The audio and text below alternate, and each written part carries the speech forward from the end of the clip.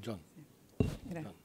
Bravo, Boris, and congratulations for bringing our 5 nations together for the first time as E5.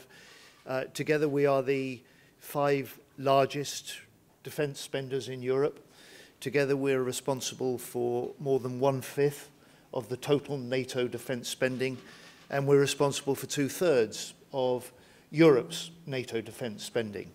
And you bring us together as a landmark meeting, and it comes at a crunch moment for Ukraine's security and European security.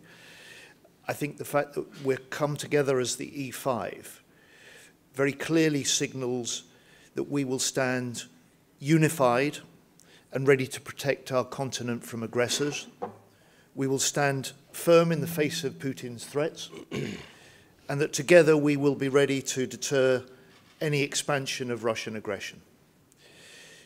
On Ukraine, first and foremost, we discussed with Rustem Umerov the need to redouble our support for Ukraine, because the defence of Europe, the defence of the UK starts in Ukraine, and if Putin prevails in Ukraine, he will not stop there, because his objective is the destabilisation of democracies across our continent.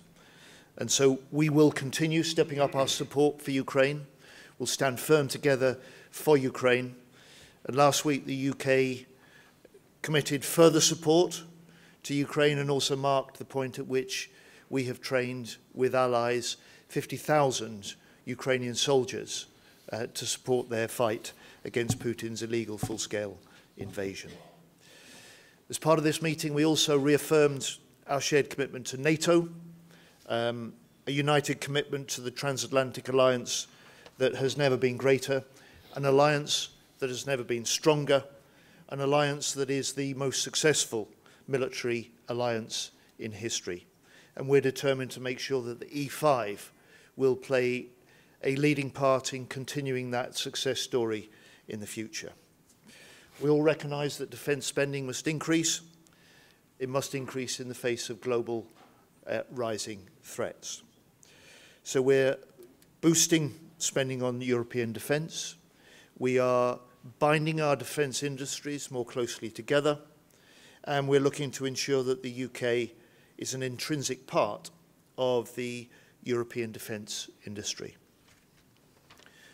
More broadly, we will work together for peace and security more broadly throughout the world. For example, increasing coordination in the Indo-Pacific and in the Middle East, where we all call for an end to hostilities, the release of all hostages, a 2-state solution in the end that ensures the long-term security of both the Palestinians and of Israel. But let me end on this message, if I may, as the war in Ukraine enters a critical stage. This is the time for Europe to step up on our security and on our collective defence. We're working together to strengthen NATO's eastern flank. We're working together to strengthen collaboration on developing air defences and long-range missiles. We're working together to strengthen industrial programmes between our leading companies. And this meeting today, Boris, I think, sends a resounding message that leading European nations will do whatever is necessary to protect our continent from those who threaten us.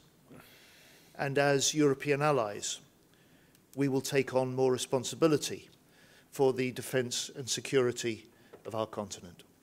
Thank you.